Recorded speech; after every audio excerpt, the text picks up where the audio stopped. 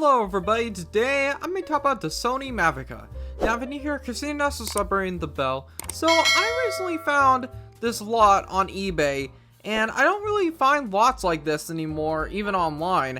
And it had a few people who were watching it, and I decided to buy it, and it includes a whole bunch of stuff, including a camera, and a whole bunch of other things, and I kind of want to talk about it. So yeah, let's get started. I put this in a different view because this has a lot of stuff. Like, I have the camera in like a whole kind of different setup than I usually do.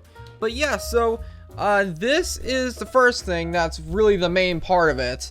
And all this was only $20, everything in total, which is pretty insane. So this is a Sony Mavica FD73. So this camera was released, I believe, this model in 1999, and this camera is very kind of unique because it has 10 times view optical zoom. It has 2.5 hours of battery life, which is pretty decent, but I did get some new batteries for this because the original battery is kind of bad. But what's very interesting is this camera takes floppy disks. Yeah, so for storage, to store the photos, it would take floppy disks, which is pretty crazy because, like, I've never even held one or seen one in person ever. And I think, to my knowledge, that's like the only type of physical media left I haven't seen or owned in person. Like, this is really the first time I've ever seen it. It's kind of interesting because this floppy disks, or most floppy disks, are only 1.4 megabytes in size. So this is pretty small, or really small by today's standards. But yeah, so it stores photos on that. And this camera is very kind of type of a novelty type of thing because I just have never seen a camera like this in my life. So yeah, so this is a Sony brand. And if I actually turn this on, I think it should have a battery, yeah. And I'm actually shooting this in manual focus right now because my camera in my earlier videos like this have been kind of iffy with aperture. But yeah, so there's a few photos here. And what I've shot recently, or the past like day or so with this camera, there are two kind of different qualities in terms of like resolution that you could shoot at. So these ones are fine quality, and these ones are like higher picture resolution, these first few ones, and it takes a couple seconds to like go through each image. This photo actually might be the best one out of all of them. That's my mom's new Jeep. Most of these floppy disks can usually take up to like 20 or 30 images of like normal resolution. With like fine quality, it takes a little bit less. But yeah, there's a dog, there's Dixie. This is actually the photo that I really like. This is my dog Jasmine. I really like that photo actually. This is the standard resolution, and I went to a restaurant called Bambino's to try this out with some friends. And this is the standard picture quality. It looks pretty decent when it's actually like a smaller kind of screen. Here's a couple of the controls. There is D-pad for like selecting through like the different menus and stuff like that up here. There is the play and camera switch where like you could go from camera mode to playback mode. This camera has a few kind of types of modes. So with the program mode, there are a few kind of different buttons here. So when you click this, there's like these icons that will pop up on the top left. So these are kind of like shooting modes. So I believe this one is kind of like a type of portrait mode, and then that is basically like when something is like moving quickly or like rapidly in a photo or like in real time, you can take a photo of that. And then that's mainly like daylight when it's like super sunny out and like it's really bright. And then this is kind of like for like low light situations. This one is more like landscaping. I'm not sure exactly what that one is. But yeah, so there's a few shooting modes there with this program AE button. And then there's also a couple of types of filters too. So with this button right here, there's a few. There's negative art, there is sepia, black and white, and solarized, which is kind of like a high-end version that I've realized of these colors. So yeah, so there's a few settings here, and there's also the brightness, which you can turn up and down for the display itself. Display, I believe, yeah, this is like where like if you wanted to like bring up like the display of like the exposure and stuff. So with this, yeah, there's the exposure, you can modify that. There's also like a self timer, so if like you wanted to set your photo on a timer and maybe take like a selfie or something like that, that's kind of there. And then you have the menu, and there's a couple things you can do on the menu here.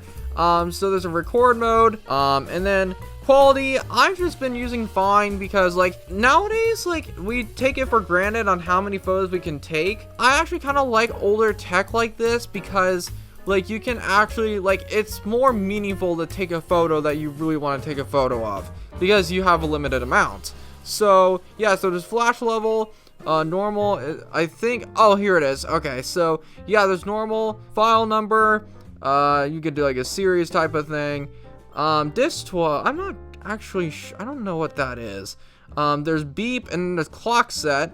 So I actually haven't changed the time on this yet, but I just kind of find it funny. But yeah, so there's a little bit of the camera itself. And yeah, this camera has been really cool. Like, I've been trying it out for the past few days, and it's freaking awesome. Oh, actually, there's one more thing. There's the zoom. You could do a wide or telephoto, I think that's what it is. So you can zoom all the way in there. It does lose a little bit of detail if you zoom in really close, though. I actually did not know where the zoom was at first on this camera because I was just kind of like not overwhelmed, but like I just saw so many controls, like physical buttons on here, because my camera that I'm using right now has that too, but it's mainly a touch screen, so I wasn't quite used to like all the buttons being here. This isn't a touch screen. So yeah, so there's like the zoom lens and stuff like that right there. And actually there is one more thing. If you want to like screw it onto like a tripod or something, there is like a screw hole right there. And then there's the battery. It's actually lasted a decent amount of time. I actually did a recording of this previously, this exact video, but the camera died in the middle of it, so I couldn't finish it. But yeah, so it usually lasts about 2.5 hours. I actually ordered a new one that's coming tomorrow. So, but yeah, so there's the battery switch right there. And this camera has just been really cool. Like, but sometimes it can be a little unreliable, because some of these floppy disks that I've tried, that I'll mention in a second, kind of are unreliable. So, because floppy disks have kind of like, can be unreliable because they're like older types of technology, but it does sometimes show up as a drive error. It kind of depends on what floppy disk that you're putting in.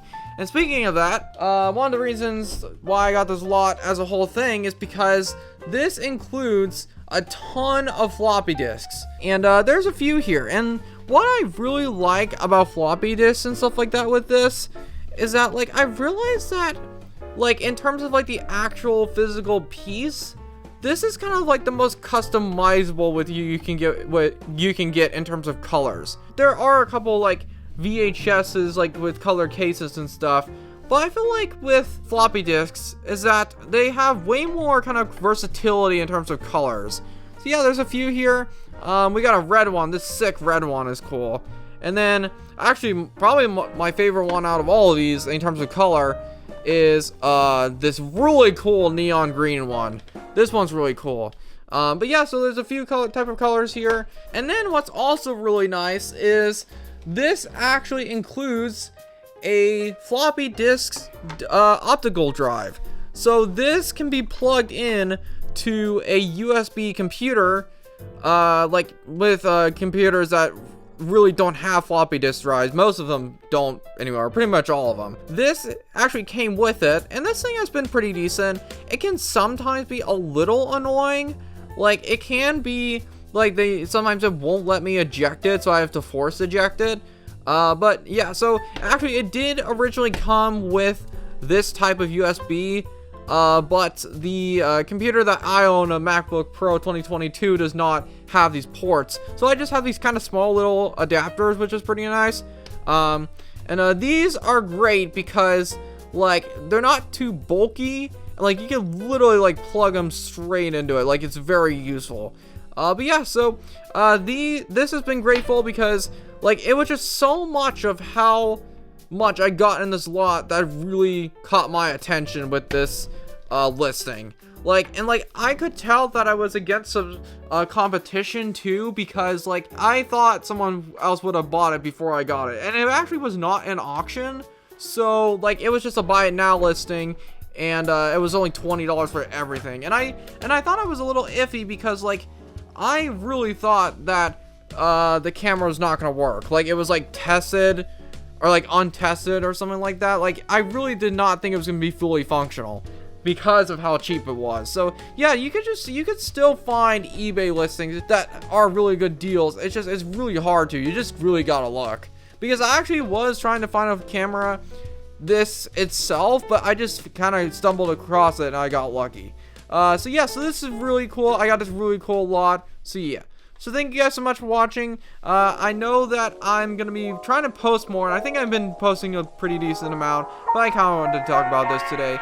So yeah, thank you guys so much for watching, and I'll see you guys later. Peace.